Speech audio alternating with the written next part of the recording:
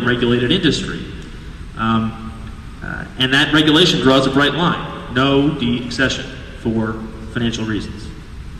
And the AMD takes that very seriously. Why?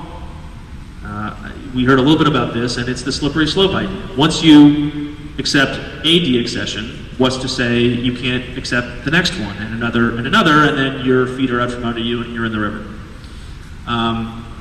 Art is so valuable, and art institutions are themselves often so vulnerable to the vagaries of the economy, fundraising, endowments, that the temptation to treat art as a commodity is just too strong to ignore.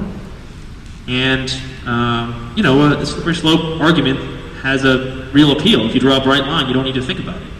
And I think it's important to flesh out the perspectives on this today to understand why this principle matters. There are a lot of people who say, as a logical matter, slippery slope arguments are lazy. You should be able and prepared to make distinctions and stick to them and defend them. If I want to sell my art to keep the lights on, that's up to me and not you. And that's how the argument goes. I think it doesn't work, but I think it's important to push it. So who's right? Certainly the slippery slope faction and the AMD is a keen enforcer of this.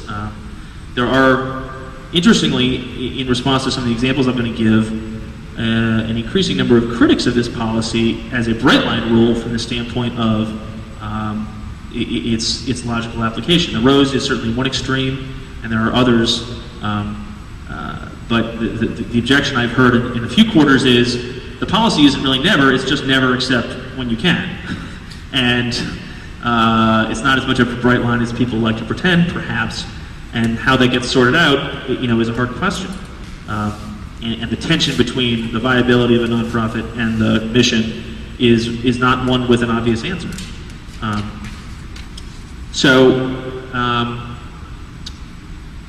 What it means really in the community is, if you want to be part of the museum community, you need to take seriously what the museum community is saying.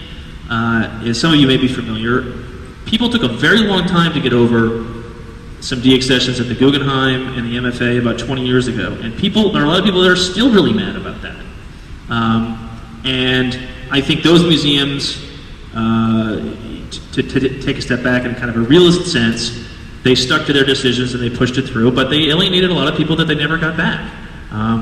And maybe on balance, their perseverance, either brushed it under the rug or people kind of moved on, as happens. But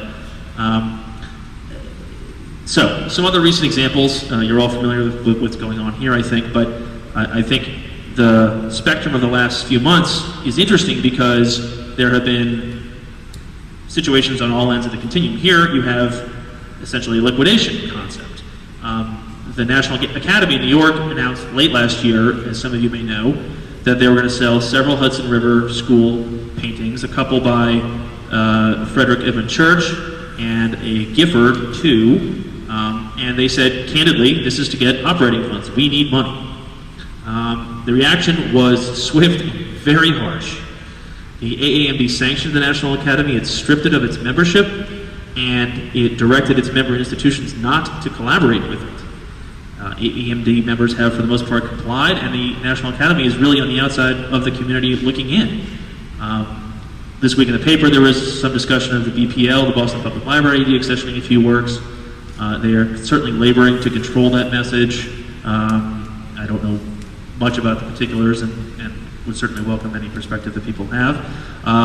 Also recently, the Montclair Art Museum in Montclair, New Jersey made a, again, likewise candid operating financial security plan, also involving some Hudson River School paintings, and people are getting pretty worked up.